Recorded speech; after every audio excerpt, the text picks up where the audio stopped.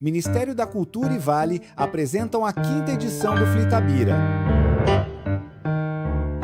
Vai começar mais uma atividade do festival. Compartilhe os melhores momentos nas redes sociais.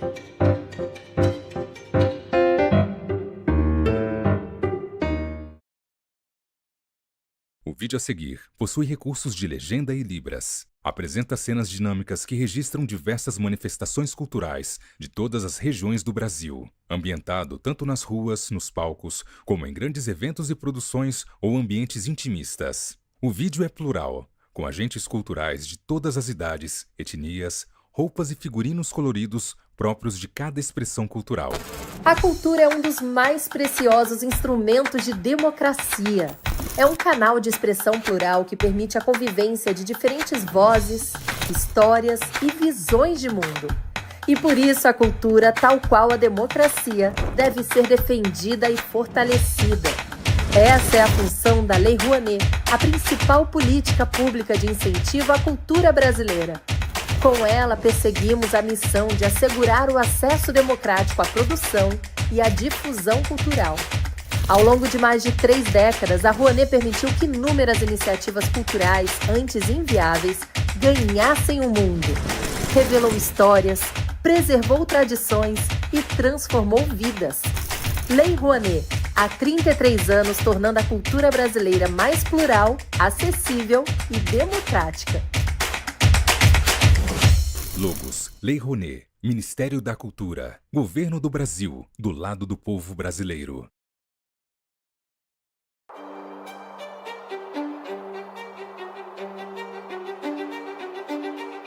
Onde tem cultura, a Vale está.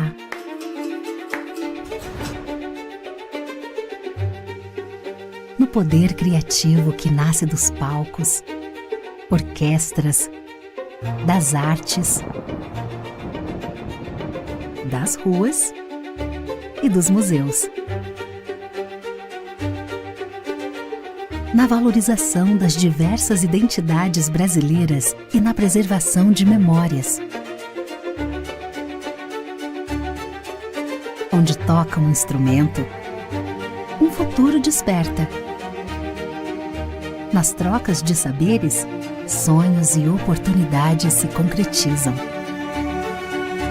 Dos projetos que todo mundo conhece, aos que todo mundo precisa conhecer, é valorizando a cultura que crescemos e evoluímos juntos. Instituto Cultural Vale.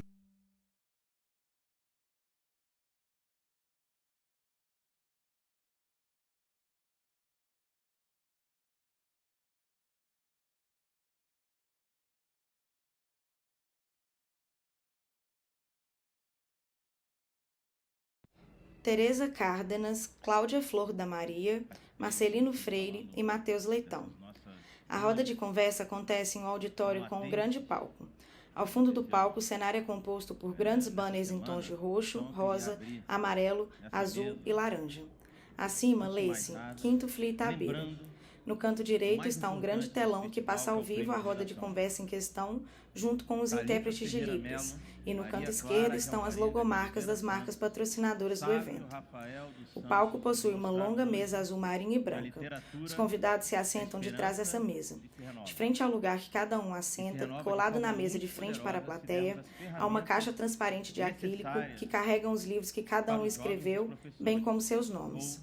Da esquerda para a direita, a primeira pessoa sentada é Tereza Cárdenas, uma mulher negra cujos cabelos não estão à mostra, pois leva na cabeça um turbante em tons marrom, preto e bege. Ela traja regata estampada em tons de bege e preto e leva no pescoço o crachá dos participantes do evento. Usa óculos retangulares de aro preto. A segunda pessoa sentada é Marcelino Freire, um homem branco que possui os cabelos lisos e curtos de tom castanho. Ele traja camiseta de botões de mangas curtas estampada em tons de bege e marrom. Leva no pescoço o crachá dos participantes do evento e usa óculos retangulares de aro preto. A terceira pessoa sentada é Cláudia Flor, uma mulher indígena de cabelos lisos e longos de tom escuro. Leva na cabeça um cocar com penas em tons de vermelho, amarelo e azul. Traja blusa estampada em tons de vermelho, bege e azul e usa óculos retangulares de aro vermelho.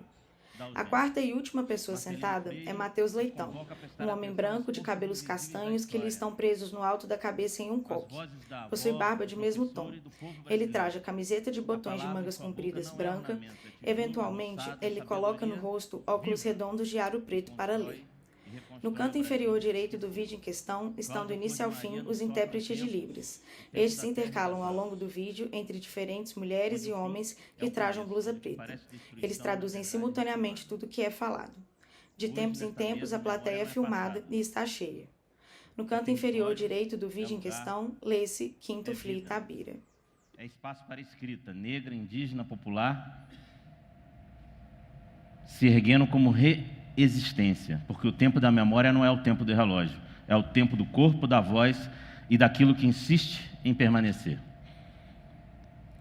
Tereza, a sua literatura dá voz a quem a história tentou calar. Crianças negras, mulheres ancestrais. Como é para você lidar com uma memória que foi arrancada e precisa ser reinventada na escrita? Bom, boa tarde, gente.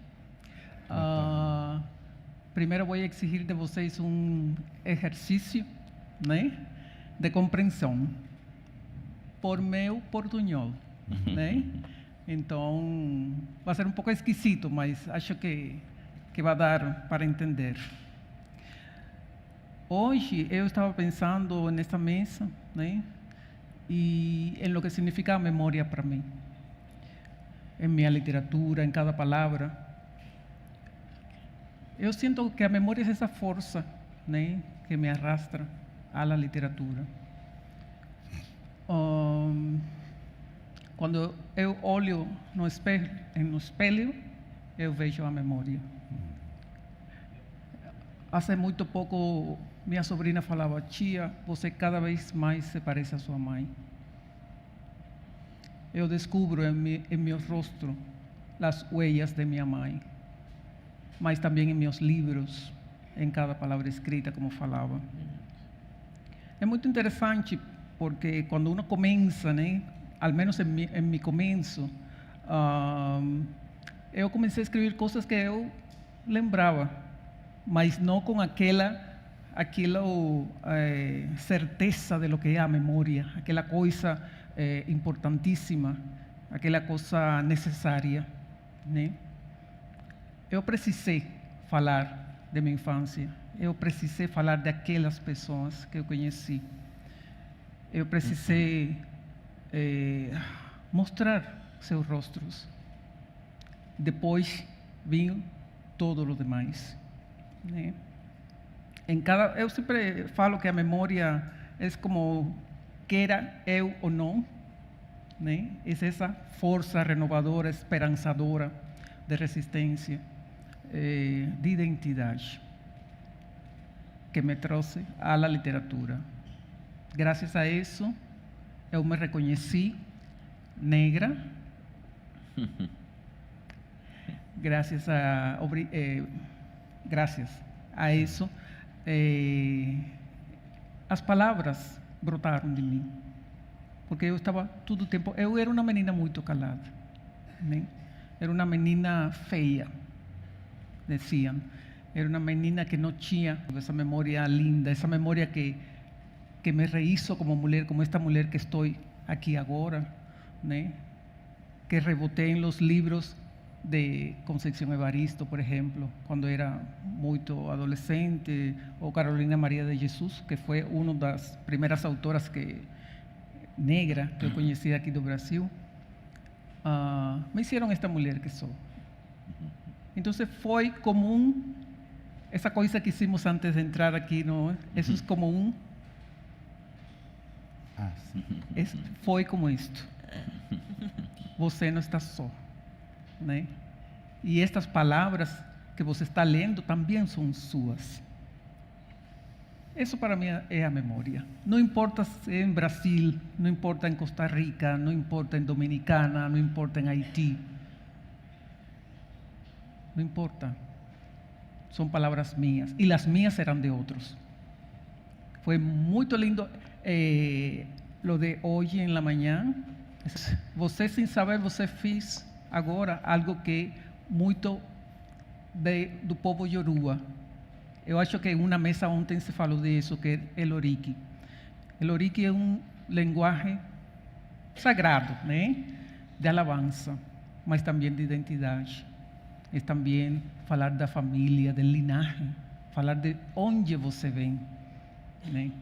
Essa maneira de alabar a los outros, de dizer, eu pertenço a vocês. E como ontem eu não consegui ler, né? Eu acho que hoje, se você me permitem, posso? Por favor. Eu vou ler algo que tem que ver com isso, com a memória, com minha identidade e com minha família.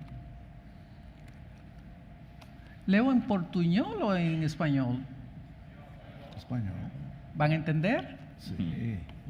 Sí. Bom, este poema vem em este livro. Gente, desculpem os poetas presentes. Eu não sou poeta, mas me atrevo, né? Este livro se chama Memória de mim. Titanes, aqui no português. E está dedicado às mulheres de minha família. É como um oriki que dou para elas. Mujeres éramos todas, fortíssimas, feroces, sostenedoras del cielo y de la vida, negras como la tierra húmeda y hermosas, aún sin saberlo. Abrazábamos batallas y soledades y como amazonas vencimos siempre, sobreviviendo a todo. No nos quedó otro remedio. No teníamos tiempo ni ganas de ser dulces o tiernas.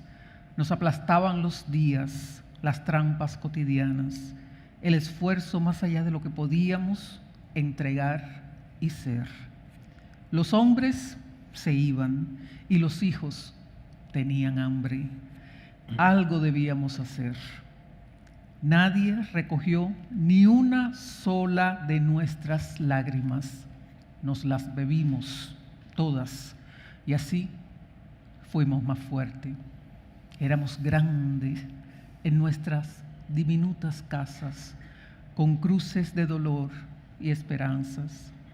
Sobre nosotras cargamos agua, cocinamos, lavamos nuestros muertos, estudiamos, encaminamos el camino de los otros, inventamos el amor sin decir una palabra, sin pedir cuentas a nadie. Rufina, Prieta, Yaya, Cena, Cusa, Chiquitica, La Niña, Mimita, Digna, María Luisa, Mirta, Zoilita, Manina, Barbarita, Nancy, Norma, Esther, Cuca, Carmita, Teresita, todas negras, guerreras, titanes, mujeres de mi familia.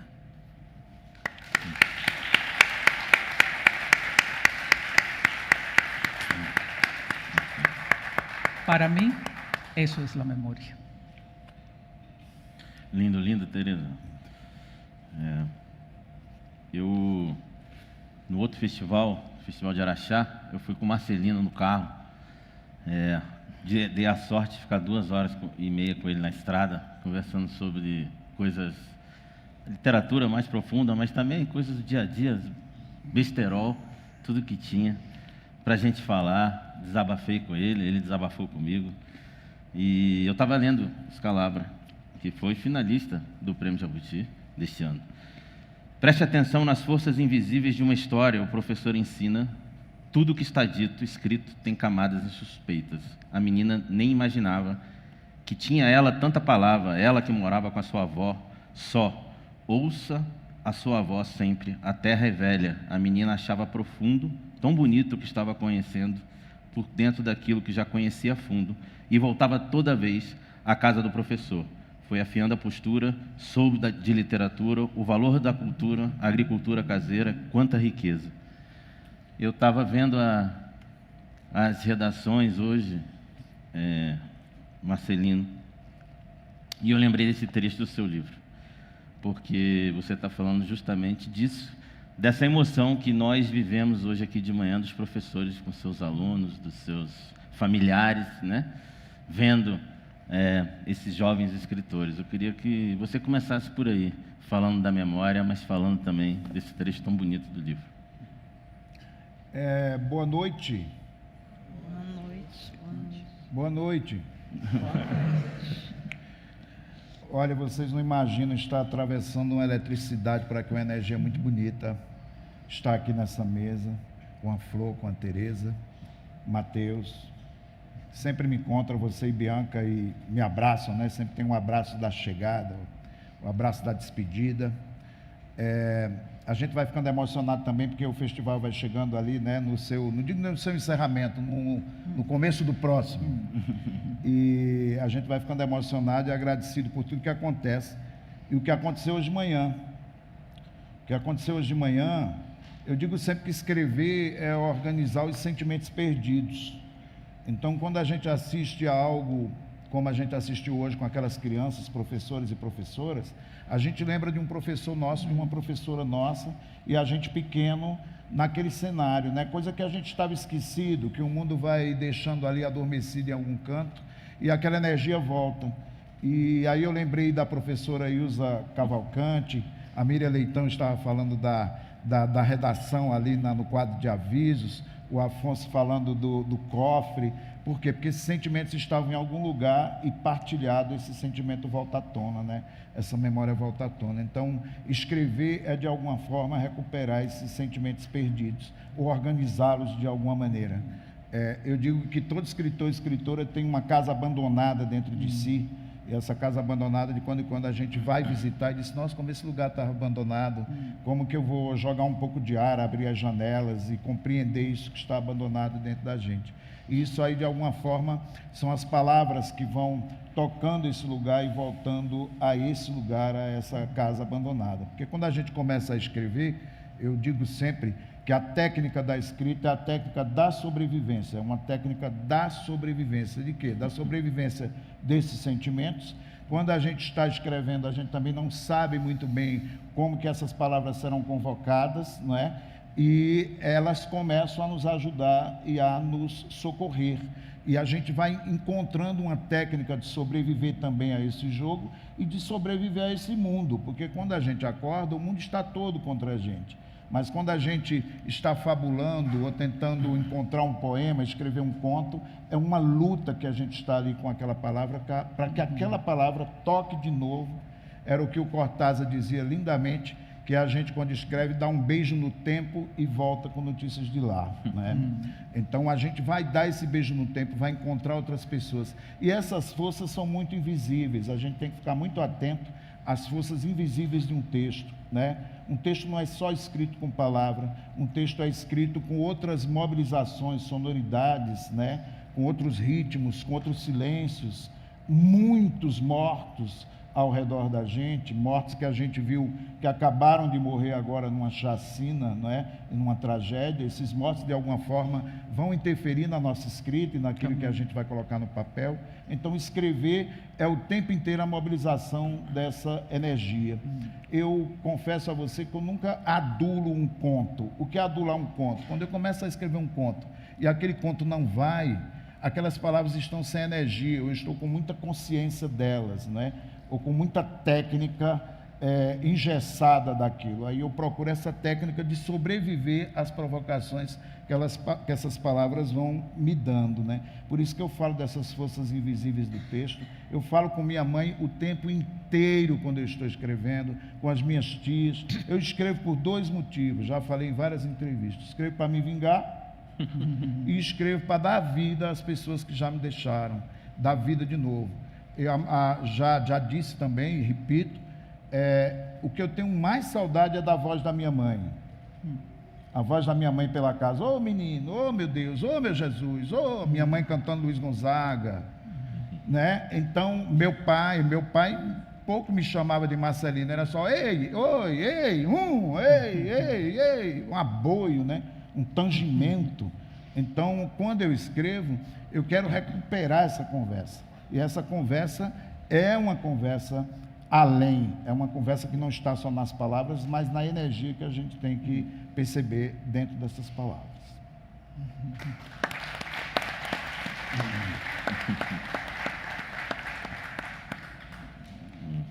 E falando em forças invisíveis, eu estava lendo hoje de novo a Pororoca, e tem um trecho bem pequeno que diz assim: e depois de tudo feito, o que parece destruição, na verdade, é renovação. Eu queria que você, Cláudia, pudesse, se possível, iniciar falando um pouco do seu povo. Eu queria que você contasse para a gente, já que é uma mesa sobre memória, qual o seu povo? Olá, acho que já é boa noite, né? O meu povo é o povo Itaquera, é um povo que ainda não é catalogado, não está no mapa dos povos indígenas. E o que me traz, né, para o estudo do meu povo é o invisível, né? É a memória. A memória é a suspensão do tempo. E eu estava no fim do meu doutorado, que eu sou indígena no processo de retomada, e eu fiquei, como eu vou, naquela parte do agradecimento, como é que eu vou me identificar? Itaquera, Tucuju, que é onde eu nasci, o solo Tucuju, no Amapá. O que é que eu vou colocar? Eu estou perdida. E o invisível, que para nós indígenas são a encantaria, são os caruanas, porque eu sou herdeira dos caruanas de minha avó, sopraram no meu ouvido e falaram: Pisonha, digita aí Pisonha. O nome do teu povo está nesse livro. Eu nunca tinha ouvido falar desse livro do Pisonha. E eu digitei. E esse livro veio, né, no computador de forma digitalizada. E eu comecei a ler. Quando deu meia-noite, eu cheguei na página 24. E lá estava escrito: no Igarapé Tupanacoera, no tempo do diretório, esses índios não eram mais levados para a província de Macapá. Eis o nome do teu povo, Tupanacoera. Agora tu vais escrever na tua tese Tupanacoera / Itaquera. Essa é a força do invisível. Essa é a força das pessoas que caminham conosco, porque, Marcelino, nós não andamos sós. Então, quando eu sou chamada pelos meus ancestrais para o processo de retomada do meu povo, eu venho para trazer o refluir. E agora, como eu provar a existência do meu povo, que esse livro está digitalizado, eu jamais terei acesso a esse livro. Assim eu pensei. Mas para o invisível, nada é impossível. Eu faço parte do Mulherio das Letras Indígenas, e por meio de uma das parentas, um belo dia eu estava escrevendo, a parenta manda mensagem para mim: Cláudia, em setembro, tu tens agenda? Aí eu disse: não, então não marca nada para setembro, porque tu vens para Brasília. Aí eu: como assim para Brasília? Eu sou pajé em processo de desenvolvimento. Minha avó era pajé e partiu aos 112 anos, nas águas de março, dia 29. E os caruanas me falaram que ela só ia partir depois que eu cumprisse a minha missão de fazer refluir o nome da etnia dela, da nossa etnia dos Itaqueras. E assim foi. Com o livro Sou Indígena,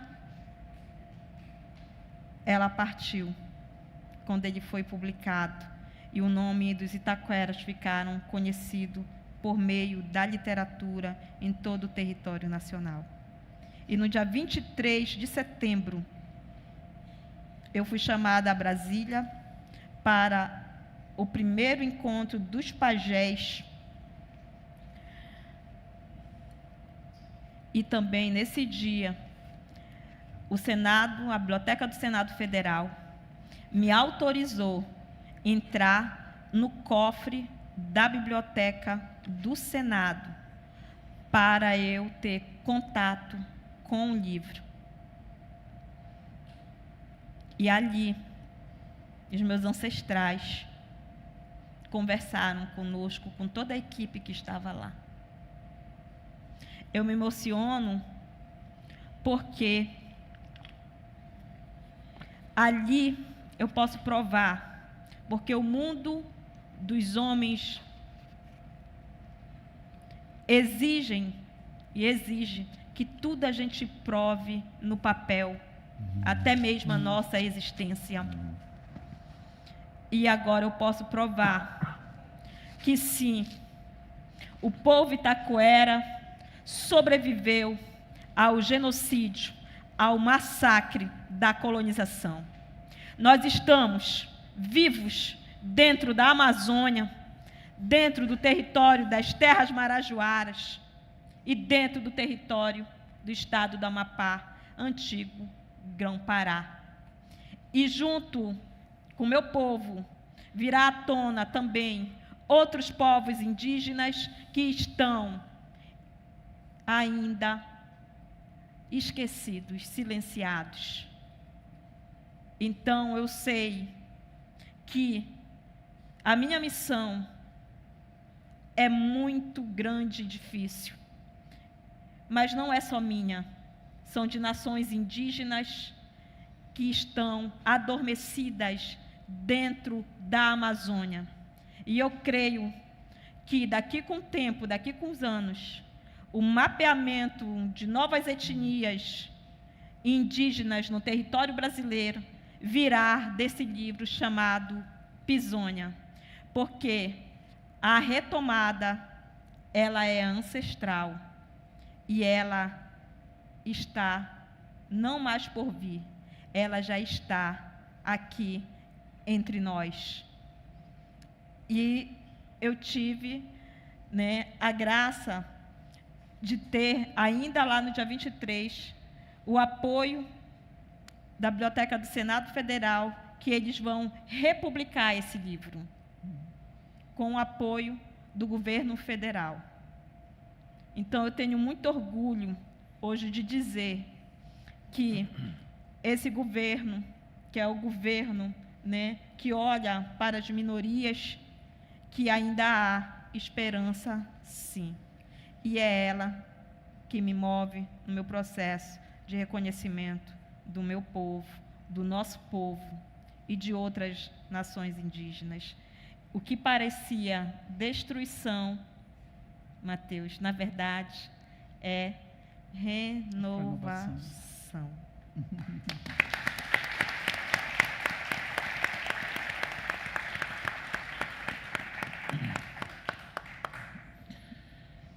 E pegando o gancho da sua avó, Pajé, que foi-se em março, mas está aqui.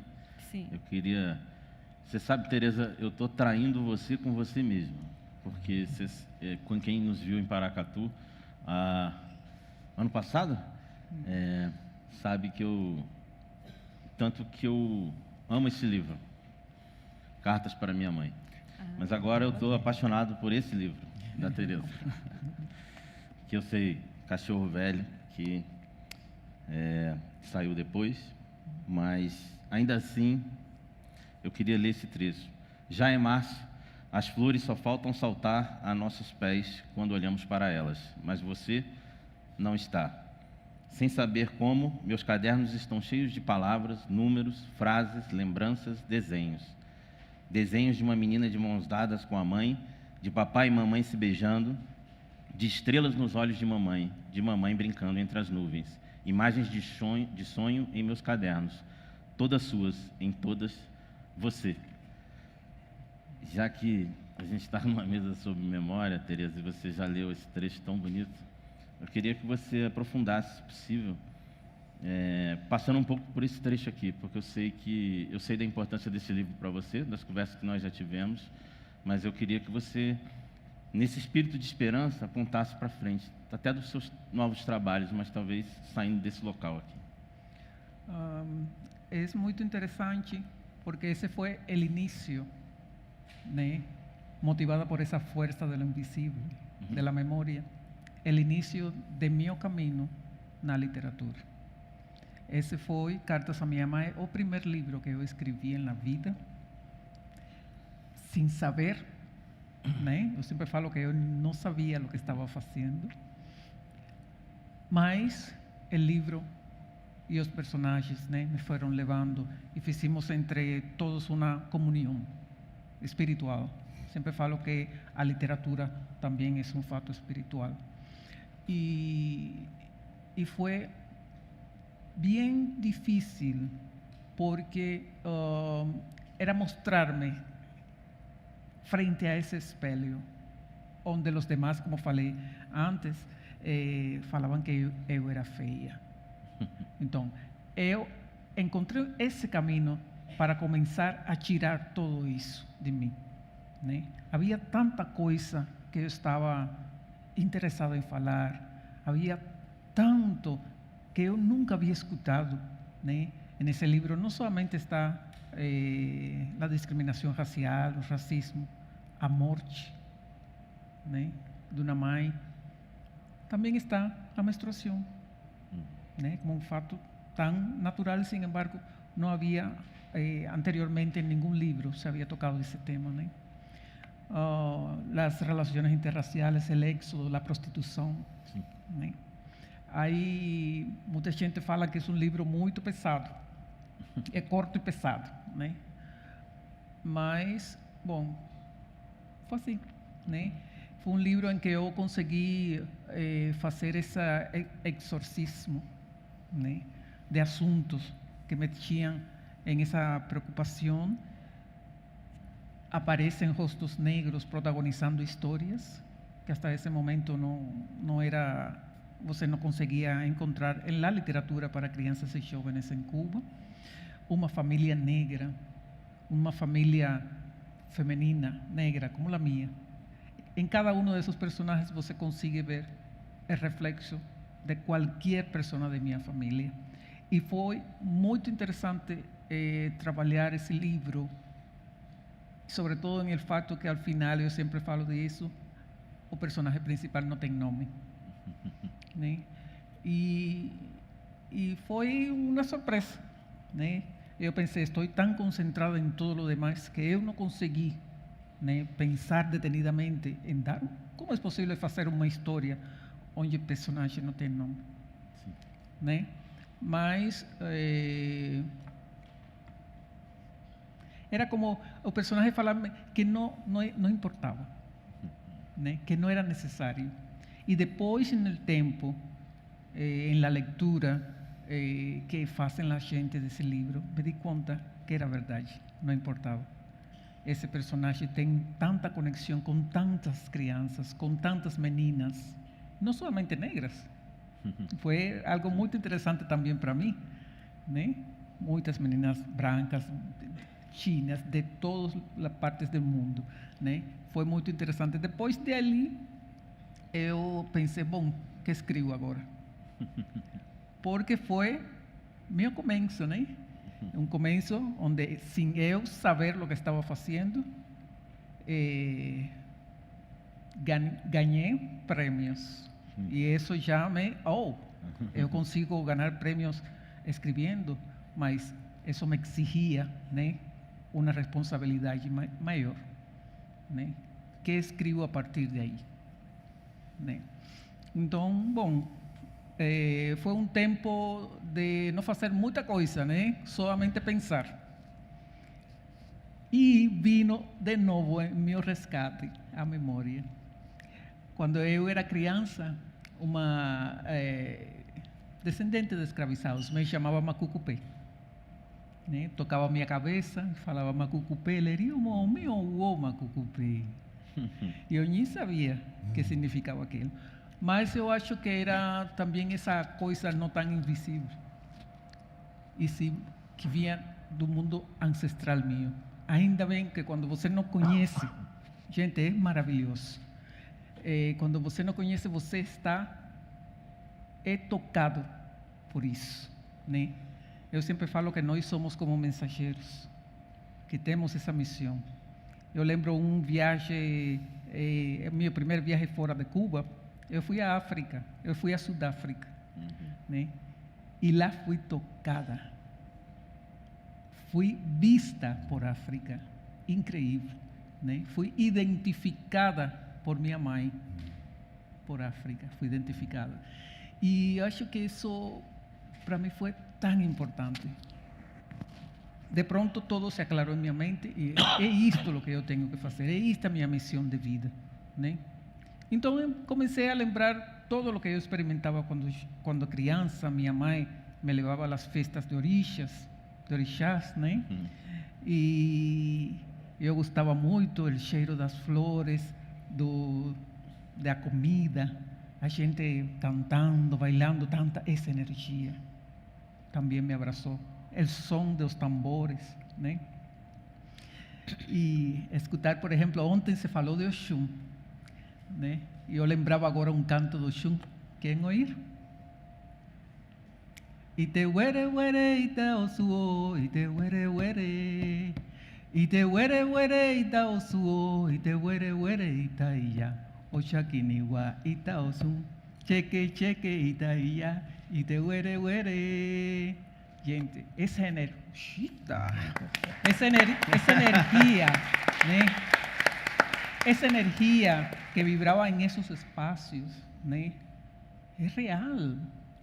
É algo que te toca, que te elige, que te diz, esta é tu missão, esto é o que tienes que fazer. E você pode estar correndo de um lado a outro sem encontrar seu caminho, nem seu propósito, até que lo encontra. E quando você encontra, você se dá conta que é isso. Eu muitas vezes he falado que eu sinto tão feliz de ganhar meu feijão com minha escrita, de manter a meus filhos com a escrita, de estar aqui em Flitavira por minha escrita, de conseguir viajar no mundo por minha escrita. Eu não sei fazer outra coisa. Eu não consigo fazer outra coisa. Eu gosto de comer, mas não gosto de cozinhar. Eu não sei dirigir, eu não sei fazer nada. Eu sei fazer histórias. Eu só sei fazer histórias, gente. E não essas histórias, a vezes, bom, em estes tempos violentos, em estes tempos tão difíceis que correm, né? Minha literatura vem também dali. Ontem, eu acho que antes de ontem se falava de alguns autores que falavam que escreviam desde a rábia. Desde a rábia? Né? Eu não escrevo desde a rábia. Eu falava, não, eu não escrevo desde a rábia. Eu escrevo desde um profundo sentimento de justiça. Cada palavra minha, cada história tem um propósito reivindicativo. Ali está minha gente, aqueles que tanto tempo estiveram calados. Eu sou a voz deles. Se eu calo, é a morte. E nós somos vida, resistência, identidade. Nós somos caminho, ponte, esperança. Então, muito obrigado. Onde está? Você foi? Afonso, pela oportunidade, a equipe, né? Eu acho que tem problema, gente. Tem alguém da equipe? Tem problema? Porque eu falado tanto deste festival que tem gente na fila que quer vir a compartilhar com vocês. Gente de Cuba, gente de Angola, gente de México, né? Então, eu acho que isso, o que acontece aqui é algo maravilhoso, algo que não acontece. Eu tinha a oportunidade de estar em muitos festivais aqui no Brasil e é algo que não acontece em outros lugares, né? Estava a oportunidade de compartilhar com vocês, de encontrar-me com vocês. Estou aqui com outro prêmio Casa das Américas, gente que ganharam um jabuti, É uma potência este festival, uma potência literária. Então, é um honor, uma honra estar com vocês aqui.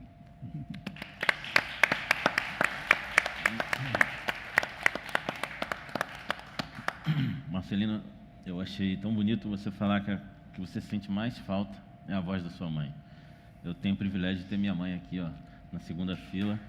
Ouça a sua mãe, ouça o que ela fala para você. Queria agradecer a vida dela, minha ancestralidade, por tudo que tem me proporcionado até aqui. E dizer, da sua escrita também, Marcelino, a gente vê uma memória, né? Atravessa muito a memória dos excluídos, mas com fúria, com humor, né? Com uma potência enorme. E eu queria que você nos trouxesse essa potência agora, que te acompanha, porque quando a gente se juntou ali, botou as mãos uns no outro ali, eu senti, de fato, uma potência vindo de vocês três. Por favor, com a palavra, Marcelino Freitas. Uma tragicomédia, né? A minha mãe e o meu pai, teatro puro. No Nordeste do Brasil, minha mãe agoniada, então era uma mulher muito para fora, ciscava, queria jogar já aquela dor para distante dela. Meu pai, o silêncio absoluto, sempre sentava no mesmo lugar da mesa, há não sei quantos anos no mesmo lugar, com aquela mesma xícara cariada que ele bebia. E ele era teatro, por quê? Porque era sempre o mesmo lugar e minha mãe com monólogos dela, né? Minha mãe agoniada porque não tinha dinheiro, agoniada, o que é que eu vou fazer para o almoço, não tem a carne, e bababá, bababá, bababá, babá. Meu pai ouvia, se levantava e dizia, vou resolver. Ou quando minha mãe... Por isso que eu digo, o que eu escrevo é dentro desse ruído, desse som, desse trauma sonoro, né? Minha mãe, quando estava muito feliz, cantava Luiz Gonzaga. Quando o meu texto está feliz, canta Luiz Gonzaga. Mas quando ele está agoniado, grita com a minha mãe, esperneia, reclama. Então, quando eu estou escrevendo um texto, eu tenho que encontrar essa energia e essa junção de vozes, muito mais que trabalhar, por exemplo, a gente está falando de forças invisíveis, né? Eu coordeno oficinas de literatura e às vezes a força de um texto, de alguém que chega, está na conjunção, não é? Toda frase posterior vem com a conjunção, mas, portanto, todavia. E eu digo, procura as forças invisíveis do teu texto, as pontes invisíveis desse texto. E essas pontes invisíveis estão na sonoridade, no grito, na ladainha, na reza.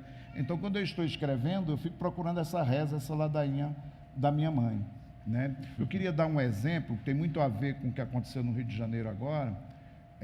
Em 2006, aconteceu o PCC tomou conta da cidade de São Paulo, vocês devem lembrar, a cidade ficou completamente desabitada, e aproveitaram aquele dia lá e mataram muitas pessoas pela periferia de São Paulo. Isso tem números, estatísticas, pessoas inocentes foram assassinadas no ano 2006. E aí o jornal, o Estado de São Paulo, me convidou para escrever um conto que se passasse nesse lugar em que a cidade ficou completamente parada, né? Eles tinham fotografias desse momento e queriam um conto, que eu escrevesse um conto, porque ia sair um jornal especial no domingo sobre isso. Só que eu tinha que ter a palavra, e essa palavra pressupõe, essa palavra que encosta na agonia da minha mãe, que quer chegar junto dessa fala, né? Dessa agonia, dessa ladainha e dessa reza. Então, quando eu estou escrevendo, eu estou procurando a reza, a ladainha, mas o prazo chegando, eu digo, eu não tenho a primeira frase. A primeira frase eu encontrei numa propaganda que na época existia, que era Eu Sou da Paz. Vocês lembram disso? Eu sou da paz, que era uma pomba. Sim. Aí veio a frase, eu não sou da paz. Eu sei que eu já estou incorporando a minha mãe, eu não sou da paz. Paz é coisa de rico. Não visto camiseta nenhuma, não, senhor, não solto pomba nenhuma, não, senhor. Não venha pedir para eu chorar mais. Secou. Frase da minha mãe. A paz é uma desgraça. Carregar essa rosa boba na mão, nada a ver, não vou fazer essa cara chapada, eu não vou rezar, eu é que não vou tomar a praça nessa multidão, a paz não resolve nada, a paz marcha. Para onde marcha? A paz fica bonita na televisão. Viu aquela atriz no trio elétrico, aquele ator? Se quiser, vai você, Diacho. Eu aqui não vou atirar uma lágrima. Rapaz, é muito organizada, muito certinha. Tadinha. Rapaz, tem hora marcada, vem governador participar, prefeito, senador e até jogador. Vou não, já é embolada. Vou não vou. Rapaz, é perda de tempo. E o tanto que eu tenho para fazer hoje, minha mãe de novo, e o tanto que eu tenho para fazer hoje, arroz, feijão, arroz, feijão, arroz, feijão, sem contar a costura. O meu juízo não está bom. Rapaz, me deixa doente, sabe como é? Sem disposição. Sinto muito. Sinto. A paz não vai estragar o meu domingo. A paz nunca vem aqui no pedaço, reparou? Agora é que a cidade se organiza para salvar a pele de quem? A minha que não é. Rezar nesse inferno eu já rezo. Amém, eu que não vou acompanhar andor de ninguém. Rapaz, é uma madame que nunca olhou na minha cara, sabe? Rapaz, é uma senhora que nunca olhou na minha cara, sabe a madame? Rapaz, é muito branca, rapaz, é muito pálida, rapaz, precisa de sangue. Aí eu digo, o que é que essa mulher está falando? Eu sabia que queria desembocar quando ela diz, eu vou fazer mais o quê, hein? Minha mãe de novo, eu vou fazer mais o quê? Quem vai ressuscitar o meu filho Joaquim? Quem vai ressuscitar o meu filho Joaquim? Eu é que não vou pegar a foto do menino para ficar exibindo lá embaixo, carregando na avenida a minha ferida. Marchar eu não vou, muito menos ao lado de polícia. Aí eu me vingo. Eu escrevo e eu me vingo, entende? Eu escrevo e eu converso com minha mãe de novo. E eu estou ciscando com ela, porque haja agonia, né?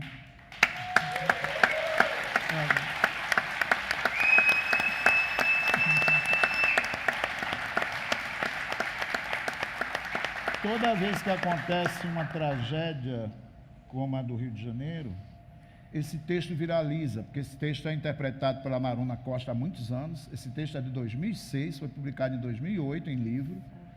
O Estado de São Paulo não publicou o texto, deu uma desculpa qualquer e não publicou. Toda vez que acontece alguma coisa, viraliza. Agora mesmo está viralizando. Eles marcam Maruna Costa, marcam o meu nome, marcam Emicida, que este ano ele interpreta esse texto, já interpreta nos shows dele, interpreta num vídeo. Então, é uma denúncia que é feita. Eu escrevi para resolver? Eu escrevi para dizer que isto acontece, falhamos, não é? Seria ótimo que anos depois, 2006, quase 20 anos desse texto, a pessoa dissesse, isso aconteceu lá, mas isso está nesse texto. Então, aconteceu. Naquele momento falhamos, mas agora melhorou tudo? Infelizmente, não. Eu escrevo por isso. Maravilhoso.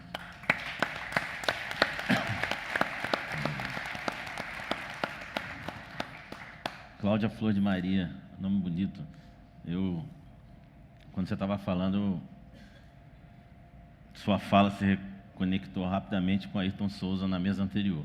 Você não estava aqui, mas ele falou de uma forma muito poderosa sobre essa tentativa de apagar a memória, de tentar abafar aquilo que nós, através da literatura, insistimos em colocar para os leitores, para nós mesmos, para os nossos ancestrais. Queria que você falasse da sua obra também nessa questão, porque a sua obra, o tempo parece seguir o ritmo da natureza e dos ciclos da natureza, que é o mais importante. Eu trago essas vozes da natureza e também trago as vozes do urbano, porque nós precisamos entender que a pessoa indígena, ela ocupa vários mundos, porque ela tem que ocupar os mundos que ela desejar. Durante muitos anos, décadas, ficou aquela imagem, aquele estereótipo de que nós só podemos ficar dentro da floresta. Não.